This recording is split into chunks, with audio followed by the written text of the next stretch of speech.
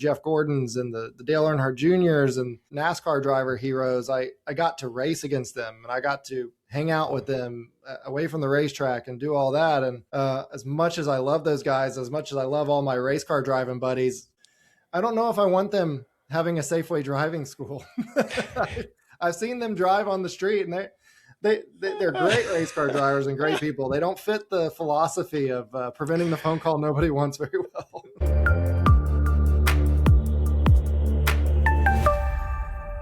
They say if you want to be a great entrepreneur, do something you know. We have a great example of that today. Brad Coleman was a NASCAR driver for years, and now he's CEO and owner of SafeWay Driving. And he's helping you, your kids, and everybody around you learn how to be safer out there, which is big business. Brad, welcome to smarterUmedia. Thanks, Steve. Sweet intro, man. No pressure. No pressure at all. And we don't take any time. We're going to get you straight to CT, our chicken timer, who is, you've been out there on the track, but this is where pressure comes in right here with the chicken timer. 2 minutes. You're going to make me smarter in 2 minutes because we guarantee that, or we promise to give people time back. Nobody's asked for their time back yet, but at some point it's going to happen and I'm going to have to figure out what that means, but we'll see. So if I don't do it, does that mean the interview ends here and it's have a good day? Yeah, well, no matter what happens, we're going to enjoy talking to you, Brad. So, all right. Make me just a little bit smarter. All right. So I've got 2 minutes. Okay.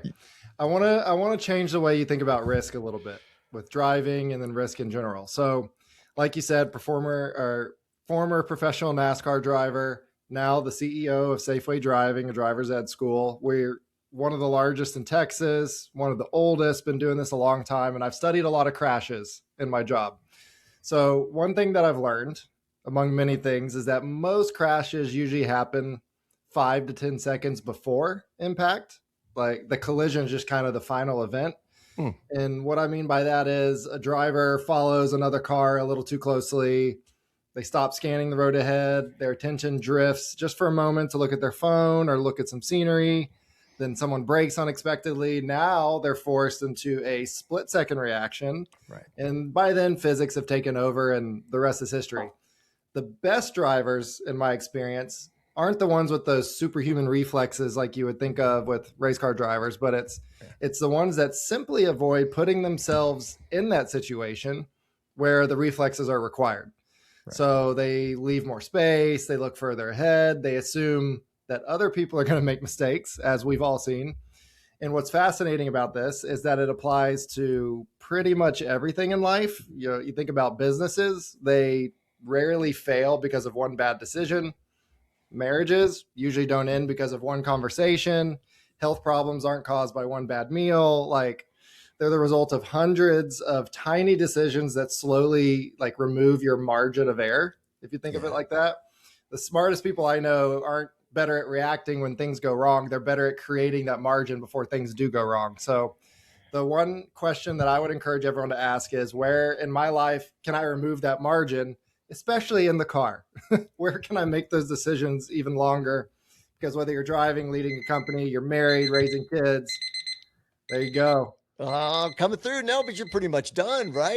You got us there. I love that you generalize it into the overarching principle, which is in life generally, if we prepare a little bit better, life is a lot better, right?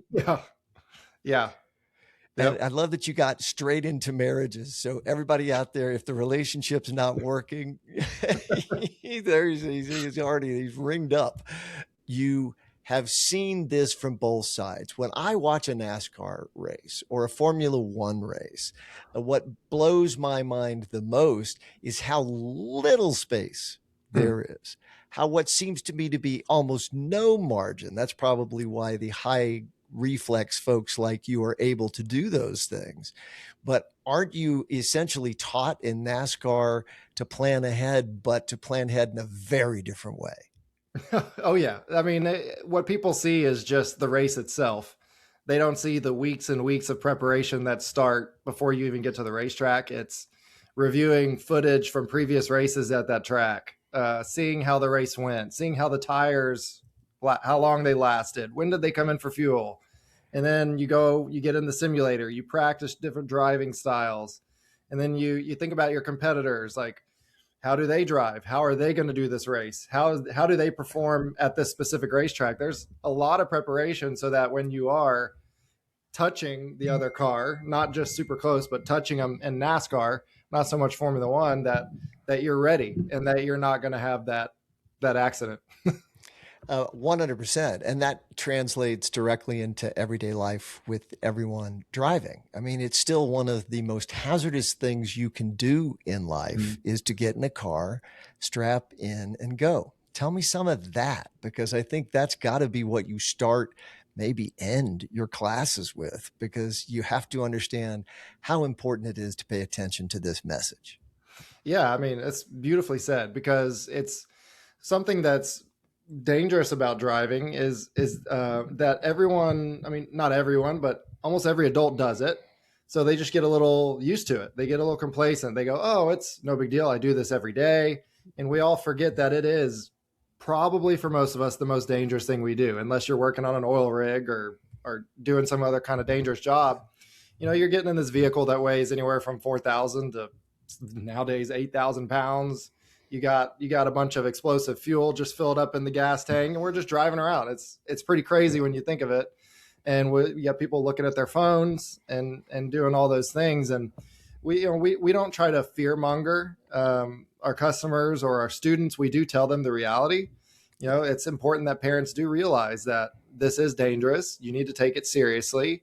You need to have set rules with your teens. You need to, you yourself, be a good example. Don't text and drive when you're taking your kid to a driving lesson, which I've seen so many times and it breaks my heart.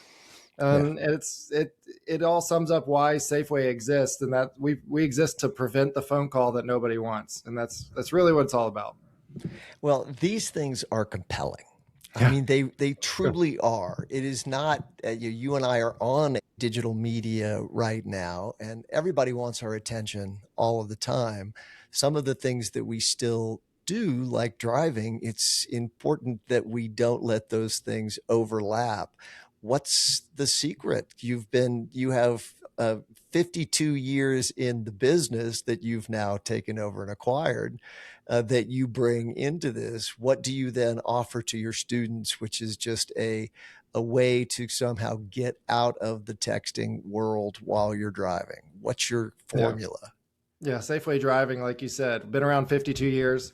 Hopefully it's obvious I didn't start it, but if not, let me know. I'll do some youngification work or whatever. Yeah. But yeah, there's only so much you could do. You can tell people all day, don't do it. It is statistically growing your chances of getting in a crash, like statistically by a lot. Even if you're doing hands-free over Bluetooth, you're doubling how long it takes for you to react to situations, which we've all had those moments in a car where if we would have reacted a split second later, we would have hit somebody or something would have happened, but we barely made it. Like if you're talking on the phone, that's the difference. And we can tell these people all these statistics, but ultimately, for better or for worse, as humans, we learn the most by doing it ourselves or figuring it out ourselves. And then for me personally, unfortunately, when I was younger, I used to text and drive all the time. Yeah. I was a NASCAR driver. I was like, hey, if anyone can do it, I can do it. Yeah, I'd be going down the interstate at 75 miles an hour with my knee steering the wheel. I had two hands, man. I had a BlackBerry, so I was clacking on the keyboard, just going at it. And all of a sudden, one day, I'm cruising at 70 miles an hour. I look up, traffic is stopped, probably 30 feet in front of me. Ouch. And because of my reactions, I was lucky enough to be able to swerve off the road, bouncing through. I was in a Dodge Charger, not made for off-roading, just slid to a stop and just sat there for, I don't know how long. It felt like forever, just breathing and just trying to calm down and think about what just happened. And I mean, that was the moment for me where I was like, I cannot do this. Like, I didn't see this coming. This is incredibly dangerous. I'm not doing this again. And unfortunately, it took that moment. Luckily, I didn't hurt anybody in it. I didn't get in a crash, but a lot of people, it takes them getting in those crashes or something like that. So we can teach you all the statistics and just really hope that you don't do it.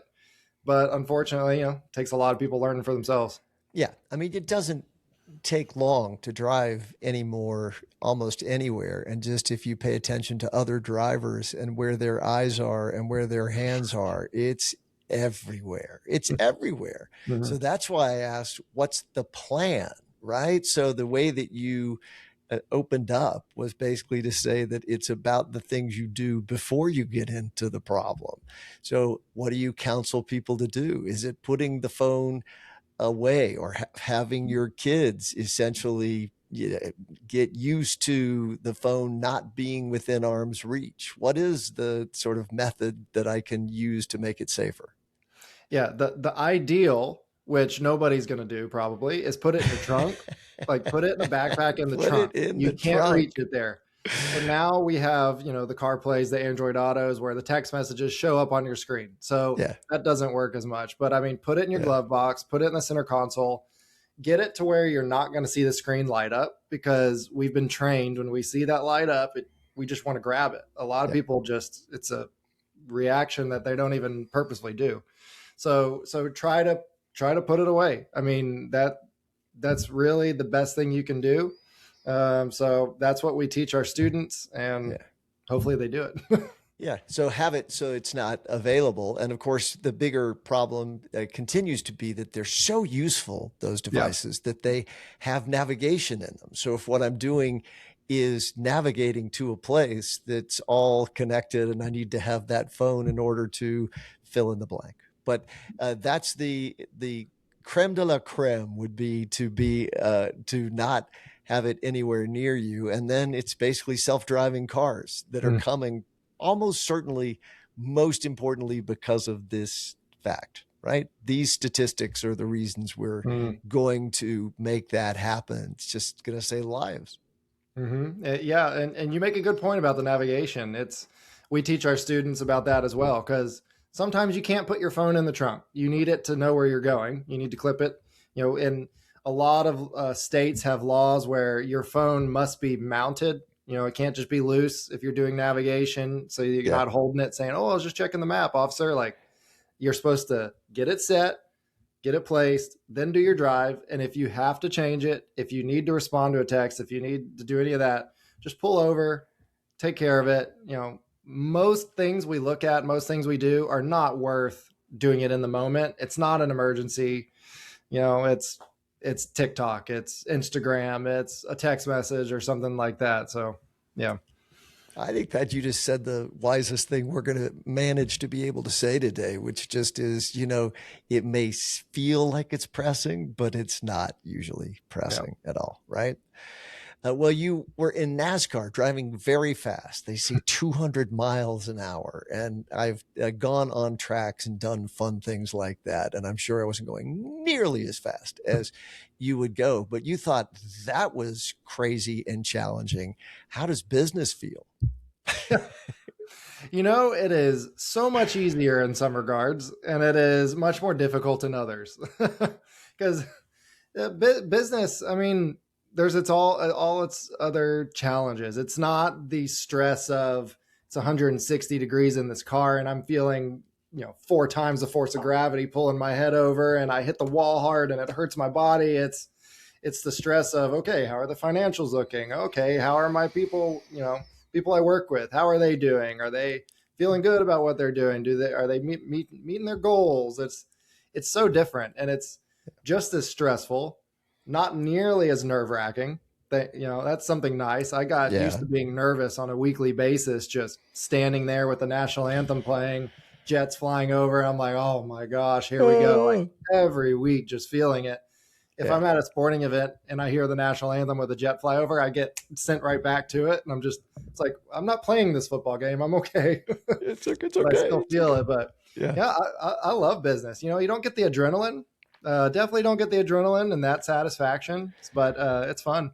You're a great example of someone who didn't go the classic route. So I started out by saying, you want to be a good entrepreneur, do something you know. Well, you've done that. You came into the safe driving space through the sponsorships that you had in NASCAR, what an interesting journey. I mean, when did those lights go off? The light bulb is one of those symbols we use in entrepreneurship all the time. So when did yours light up? Yeah. It was actually pretty cool and totally unexpected. Like you're mentioning, it's when you're a NASCAR driver, there's a lot of sponsors. You see the stickers all over the cars. When I was doing it, one of the big sponsors was Nationwide Insurance. And when you're racing in NASCAR, every weekend you're in a different city across the United States. One week you're in Texas, then you're in Kansas, then you're in Florida. And Nationwide Insurance had this initiative going on where whatever city we were in, we would go to a local high school, we would take a simulator, and we would speak to these teenagers about the dangers of distracted driving. And we would get them in the simulator, they'd start racing, and then we'd hand them a phone in the middle of the race and say, all right, let's see how this goes. And you just watch them crash all over the place. And I wasn't too excited about doing it, to be honest, because I was 19 and I had just got out of high school and I didn't want to go back like to be around more high schoolers. But Yeah. I mean, it was a sponsor obligation, so I had to do it. And while I was doing it, it's like, okay, here's this 18-year-old, 17-year-old. They're laughing with their friends. Oh, I can do it. And they're not taking it seriously. But then there started to be moments where I noticed for some kids, there were almost like you're talking about these light bulbs for them.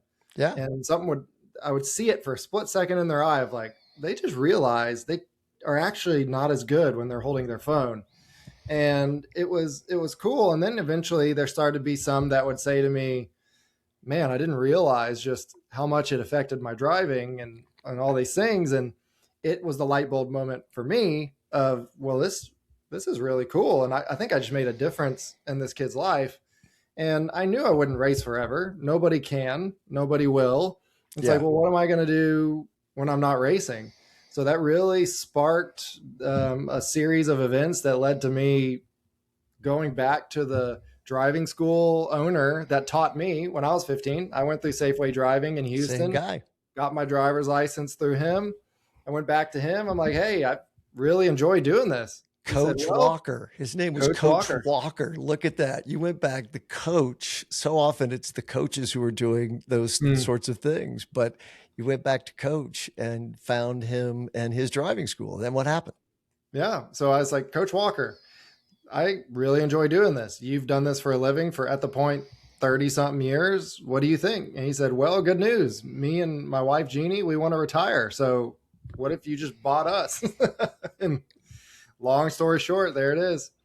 And how long was that story? So it's the kind of thing that for people who don't do it, it sounds like a labyrinth of impossibility to buy something from someone, to buy a business, which I'm guessing, I know you're partnered with your father who has done a bunch of business, so that helps. But what things did you learn along that path when you're saying, okay, so you're interested, I'm interested. Now, how do we do this? Well, I mean, like you pointed out, unconventional path. I did not go to college. Instead, I did NASCAR. I tell people I went to NASCAR University. That's what I did. That was my school. And I learned a ton in that. A lot of business experience, marketing, a lot of different things you couldn't learn in school. Right. But that means I had no idea I didn't take any class on buying a business or starting your own business or anything like that. And that's where, like you mentioned, my dad, who is a very smart businessman. I'd call him a marketing genius, a branding genius. That's what he did his whole career, is branding and marketing for other companies. And I would not have been able to do it without him. He really spearheaded that initiative on the business side of it and really led it along. And I got to just learn from that and be a part of the process. I mean, it didn't take long. It must have been 6 months, maybe at the most, from start to finish. Which is pretty good, right? I mean, again, I'm sure trusted you would take care of the brand, and you trusted Coach. The family connection is lovely. I mean, it's great to work with your family when it works. It seems like you continue to enjoy that process. Is he still involved? Are you still, the two of you, involved in Safeway? He's not involved in the day-to-day anymore. Okay. We still chat about it every once in a while. He's off doing his branding thing. I mean, he's a marketing branding guy. He's Yeah. off. What's the next challenge? What am I going to do? His mind needs the simulation. He's really good at what he does. So he's off helping other companies, and we still are a family business. I mean, it's me. My mom is the accountant. She helps me with it. My brother is a franchisee up in Dallas. Like, we are still a family business, and love partnering with other families. Franchise, you said the word. So there are lots of ways to do business. And one of them is the franchise model, which people hear thrown around, but honestly, I don't know how many of those weeds they ever get to pick. So we're going to actually dare to dive in a little bit. You bought Coach's business. It had been around for years, so had good reputation, had a good name. I mean, SafeWay Driving, that's a good name. It has lots of recognizability for a bunch of reasons. And then you made that into a franchise format. It was not already. Is that correct? That's correct. It was not. And it took a lot of work to get there. I'll say it took about 3 years of a lot of work with my dad, the branding genius, totally revamping, because Coach Walker did a great job. The school, his curriculum was well known across the nation. He's very respected. It makes drivers safer, and it still does. Yeah. And the business side of it, though, it looked like a driving school. When you think of a driving school, it's carpets, filing cabinets, random wallpaper. They're not the best at making this beautiful brand experience. Yeah. So my dad, we went to work on new logo, updating the classrooms, brand new cars. They're designed to look a lot like NASCARs with the stickers to be recognizable, which is great for safety as well as marketing. So we did that. And then I updated a little bit of the curriculum, used my driving experience to do that. And then 3 years in, we're like, okay, this thing is beautiful. We know we're doing a great job because the state of Texas reports show that our students are nearly half as likely to get in a crash versus your average driving school. Wait, say that again. You just have to say it again. Yeah. So if you go to a SafeWayDriving.com class and you make it out, your drivers are 50% or better less likely to be in an accident over what period of time? So that statistic specifically is for their first year of driving after graduating the driving school. 50%. Yep. Any parent who's ever had a child drive, it's highly likely that at some point they're going to have something happen. And what happens to your insurance is much more than you're ever going to pay at Safeway Driving or any other school to try to make it better, right? To get better habits. Yeah. Or if they simply break a wheel on your personal car, just the price of replacing that wheel, we're cheaper than that. So yeah, great point. Thank you. Yeah, there you go. So the franchise model is essentially, you figured we've created something great, something that other people will have trouble duplicating, but they could make money if they were a part of a franchise. Explain how franchisees find a franchisor and how franchisors find franchisees. Yeah, well, it's actually quite a complicated process and really difficult. Good. We're here to be complicated. You've got to be in front of the right person at the right time in their life. I mean, almost like marketing to somebody who needs driver's ed. That's a once in a lifetime kind of deal for a student. Right. So it's the same with franchisees. And what we loved, why we decided to do franchising instead of just corporate growth, is we love the idea of that local family business. Like you were mentioning earlier, the family business side of it. Right. Businesses are getting bigger and bigger corporations these days. So if you can have that family business feel, it's really great for a community. So we find these partners in these different communities that have lived there for years, have had kids that have gone through school there. They know everybody, and they're at a point in their life where maybe they want to take on some business ownership themselves or career transition, or they're looking for a way to give back because they've been, successful business person for a while and they want to give back. And what's great about a Safeway franchise is it allows you to make money, but save lives at the same time. And that's really the kind of person we want to team up with, is somebody that's looking for that. And It's a great to help their community and to make some money. How many franchises now exist for Safeway Driving? So we have 7 franchisees right now, over 23 locations. Okay. So they've all got almost all of them have multiple. Some of our newest ones still have one, but I mean we've got some with as many as 7, 8 different locations, and they seem to love it. We think of sometimes entrepreneurs as being 5 companies because all we seem to talk about are the 5 gigantic companies and the billionaires who run them. And I just don't think that's what is the engine of economy anywhere. So what you're talking about is very attainable for someone who has some resource or can get some resource in order to get their foot in the water to become someone who builds things. And so explain what I would do if I were going to be a franchisee and I approached you and said, hey, I think I could do this. What's it going to take for me to do it? Well, first I'm gonna inform you of what all it takes. This is not, if you're looking for passive mailbox income, this might not be the right thing for you. We have some people where this isn't their full job. They got someone they hired to run it, and they're doing great. So it is possible, but we're looking for someone that wants to be involved, that wants to get out in the community and tell everybody what they're doing and how they can help them. So step 1, we'll have that conversation. And then if you come to an observation day where you come to one of our corporate stores, we show you what it's all about, you meet the team. I'm really going to try to convince you not to do it, not just perfect actively trying to convince you not to do it, but I'm going to be real. Like, here's what it really takes. I'm not going to sell you some pipe dream to where it's, oh, it's all great and it's so easy. Like, what's great about franchises, like you said, is we have the systems laid out. To go start your own driving school is very complicated. There's a lot of moving steps. There's a lot of regulations and laws and rules, and we have that all figured out. You just come to us, we give you the playbook, we train you up on it, and then you go out and your job is to tell people you exist. And then they show up, they do their lessons and all that. So it's really the conversations about being real, about what it takes, because I'm not big into just growing as fast as I can. There are some franchise models where that's their goal, and that's great. That's their business.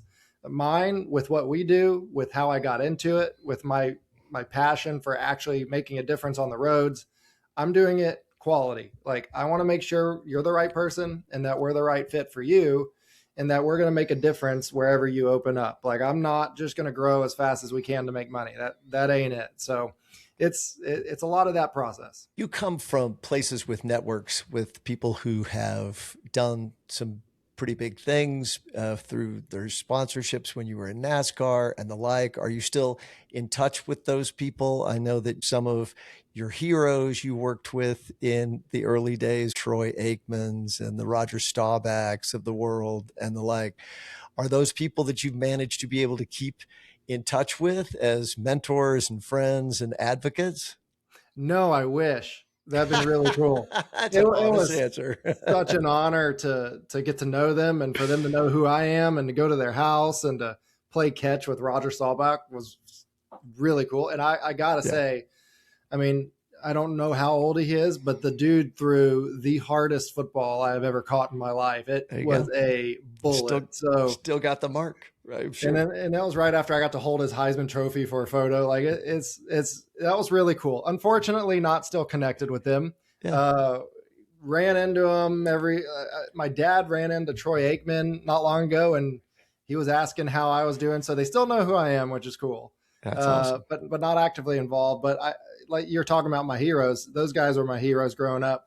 Also, the Jeff Gordons and the Dale Earnhardt Juniors and the NASCAR driver heroes, I got to race against them and I got to hang out with them away from the racetrack and do all that. And as much as I love those guys, as much as I love all my race car driving buddies, and a bunch of the others, I don't know if I want them having a Safeway driving school. I've seen them drive on the street and they're great race car drivers and great people. They don't fit the philosophy of preventing the phone call nobody wants very well. That is Brilliant. It's sort of, yeah, they're great, and maybe we should leave them on the track. If they want to come to a sponsor obligation type event where they There you speak go. to the kids, I would love that. There you Maybe go. not let them drive a Safeway driving vehicle. Look, when you're trying to market something, I'm sure you found that at the end of the day, you want people to know who you are. You want them to find you, and you want to do that in a responsible way. But the drive to be known and have people know what you do can sometimes get in the way of that word responsible. It's like balancing driving. It's the same thing. You got to get to that meeting. Well, do you have to get to that meeting? Is it worth endangering yourself and other people? In business, I think it's sort of the same thing. You were talking about measured growth. How do you even understand what that means as you grow? And how do you do that? Well, we do our best to make projections and goals. Yeah. And then, as most goals, and I've learned in life, I can set all the goals I want, and then life's going to go a different direction. So it's good to plan. It's good to have that vision, and then adapt as you go. So we're just talking to franchisees, talking to potential people, and making sure it's a good fit. In the last year, we've brought on 4 new people, and they're great. We went through the process. I tried to convince them not to do it.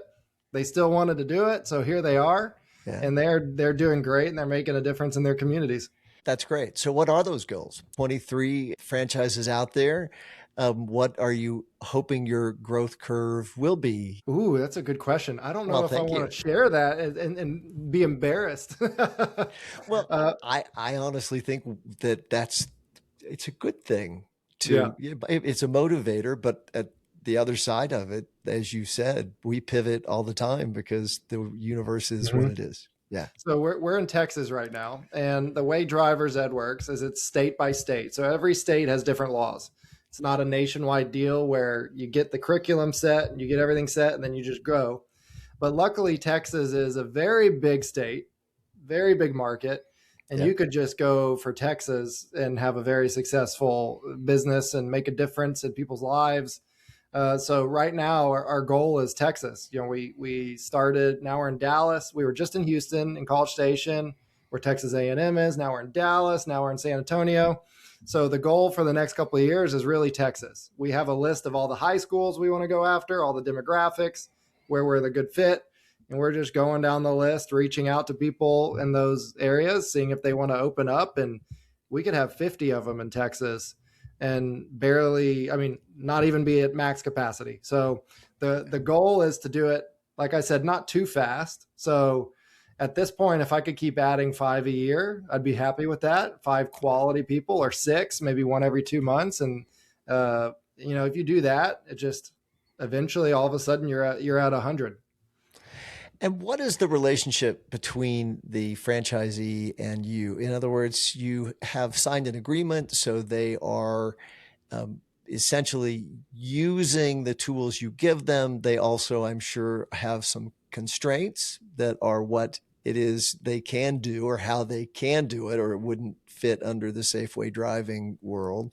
So there's that. And then I'm sure there's some participation that you as the franchisor have. How does all that work? Give me some of the details underneath the sort of contractual arrangement. Yeah, I wouldn't call them constraints. The word we would use in the franchising world.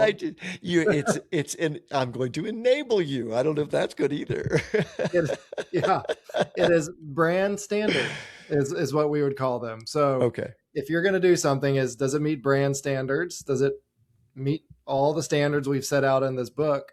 And, when you get franchisees, you'll get people with the entrepreneurial spirit.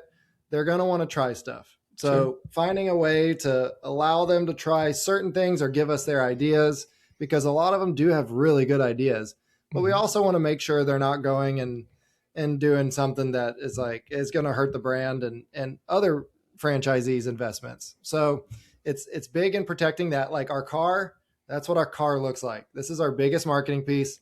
Don't go throwing on your own stickers. Don't put "have a nice day" sticker or "baby on board" or whatever to try to think that people will take you more, be safer around you. Just leave the car alone. Here is our, what makes us safer, what makes that statistic happen of our graduates being safer and getting in less crashes is Right. because of our curriculum. So when they're in the car, follow our system. If you think you have a better way, let us know and we'll talk about it as a company. But until then, here's what you do on lesson 1. Here's what you do on lesson 2, and follow the system. It's proven, it works, it makes safer drivers. So it's just making sure they follow the system. But no constraints. No constraints at all. That's Yeah. not a constraint.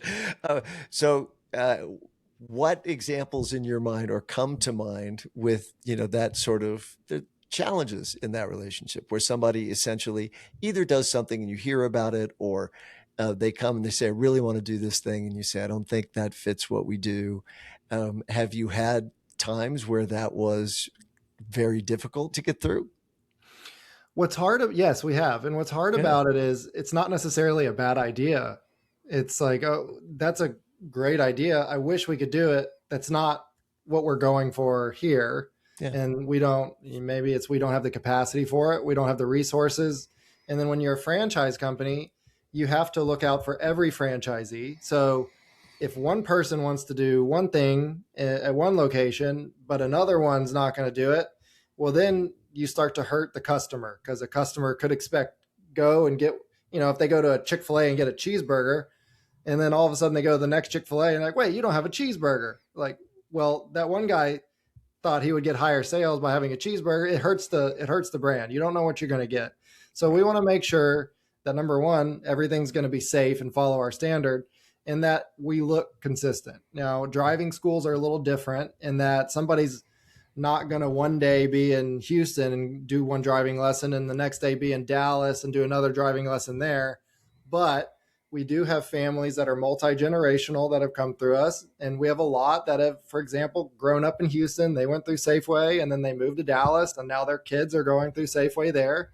We want it to be the same gold standard that they had when they did it in Houston. So it's if you have an idea of, I use the example of putting some kind of sticker on the car, or something like, well, we should mount a phone to an air vent so that they can learn how to use the GPS navigation in a lesson.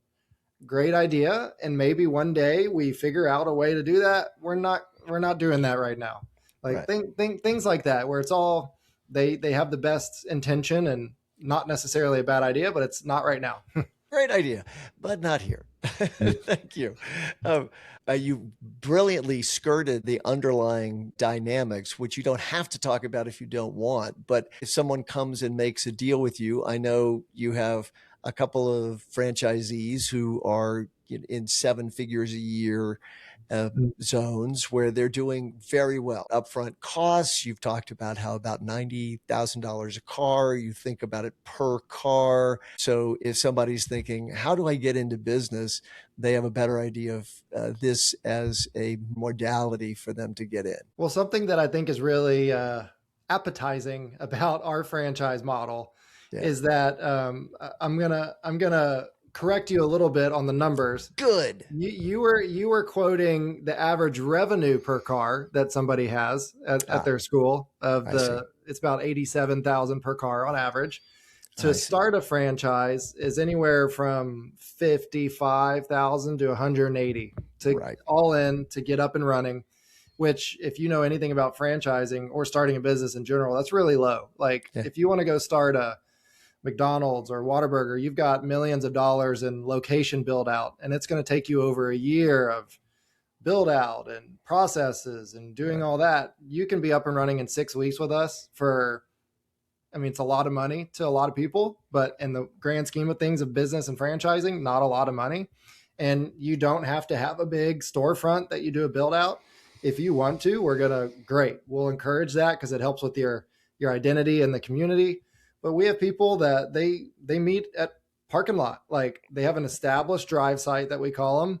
They meet the students there and they go do their lessons. And so it's, you can have everyone from, we have people that have been driving instructors that wanted to have their own school. So they came and became a franchisee, to people that are CEOs of restaurants that you've heard of they've hired a manager to run theirs. They got a nice, expensive storefront and they're doing great in their community. So what's really appealing is the wide range that you can have.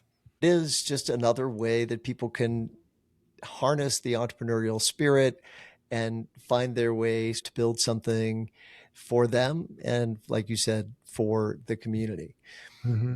What's the thing you didn't expect? So you came from NASCAR with all of its twists and turns, literally, and then you come into the business world. What's something that you wish somebody had sat you down and said, "Hey, Brad, you got to know this before you get in"? Ooh, that's a good question. That's two. I have had two good questions in our interview. Yeah. It's good for me. Probably how to read a spreadsheet, to be honest. It's something boring, like how to read a P&L and a balance sheet. You don't, that was not taught that in NASCAR. That's one thing I was not taught. A lot of branding, a lot of marketing, not how to read a financial report. So wish somebody would have taught me that sooner, but I know now, so we're good. It's kind of a boring answer. I don't think it is, honestly, because I think the finances run the business. And if you try to start anything, business or otherwise, without knowing how the numbers figure, those things are really critical. I assume in the world of AI, you use those tools now. Well, I love using AI to just help me see trends and just so I don't have to sit there and just study every deal.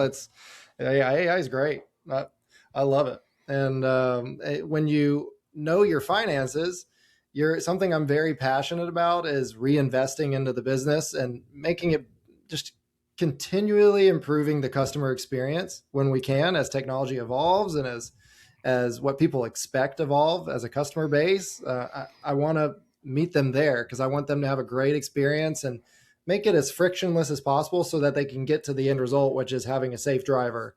So because I know my finances, I know how much I can reinvest. What's the thing that you never imagined was going to impact your business, and it does, and it annoys you every time? Ooh, third good question. I got three. Oh my God, we got to retire. That's been great. Thanks. You're the best, man. Don't ever change. Yeah. There's not a big thing. I would say things that are annoying is when fuel prices go up. That's real. We use a lot of fuel and you can't help that. Insurance, that keeps going up and that's annoying. Yep.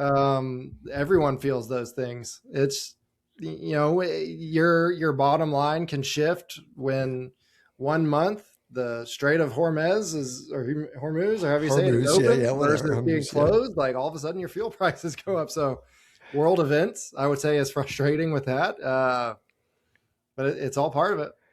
It absolutely is. And that's that little contingency line that goes into all good budgets, which just adds your 10% for who knows what. Because it's coming, you just don't know what it is, right? Mm-hmm.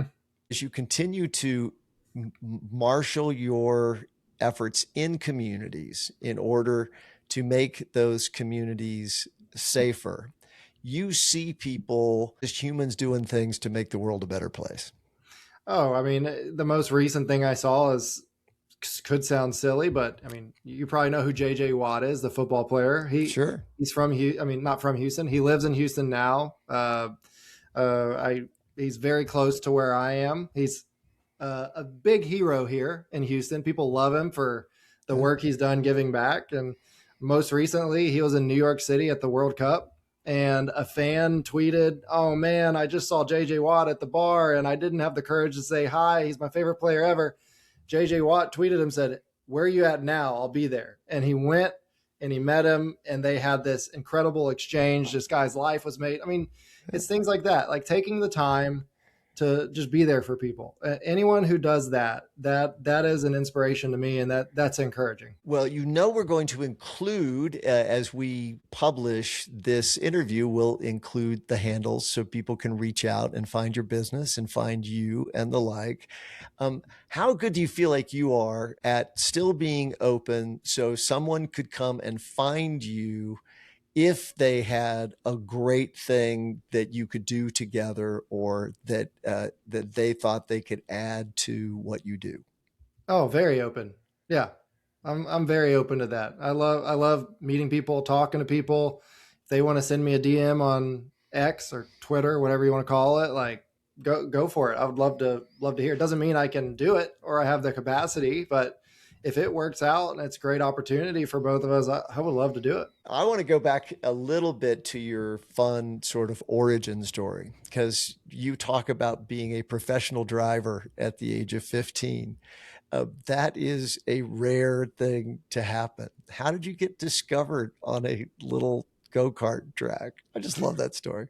Yeah, it was a perfect right place at the right time scenario. The IndyCar series, if you've seen the Indy 500, it's those type of cars.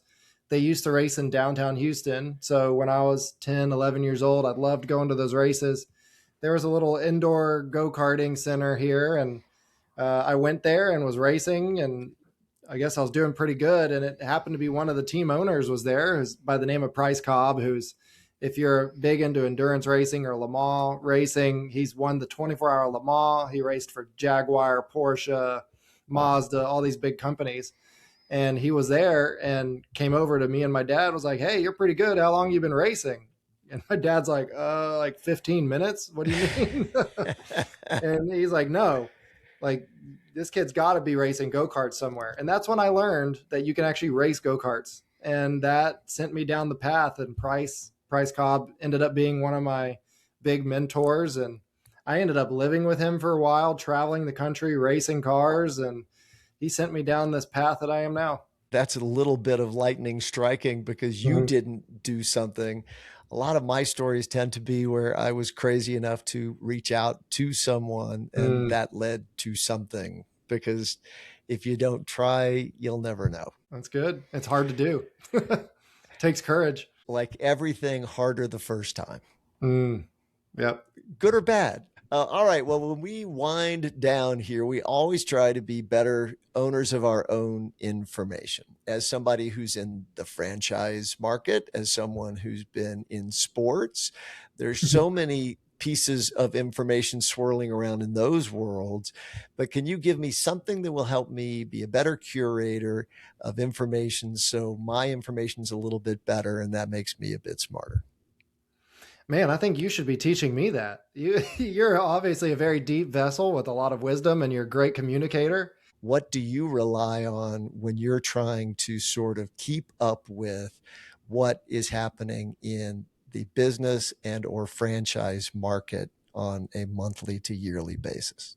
I rely on annual reports from franchise expos that are the latest trends for what's happening with our laws and regulation, which are very important for our business. I rely on someone we have on staff with us who's been in the driver's ed industry for decades, who is very well respected, brilliant lady. I rely on her to keep me informed on what's happening with Texas legislator and things like that. So the answer is people. It's people that are more informed than me, that are, I think, smarter than me in those areas. So not having so much pride that I'm not willing to go ask people for help or say, "Hey, what do you know that I don't? And what does this mean for us? And what do we need to look out for?"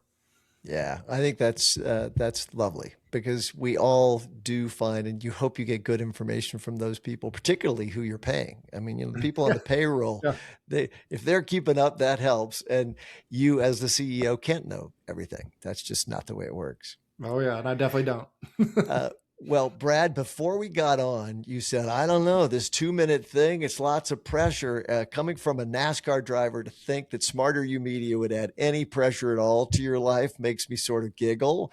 But I hope you've weathered it well and you have made it through the experience. I've made it. I will say that 2-minute drill was more nerve-wracking than qualifying for a NASCAR race where you're on the edge and you're about to hit a wall. So I made it. We'll take that to the bank. Look, I hope you come back. Pleasure to have you on, and we'll see you soon.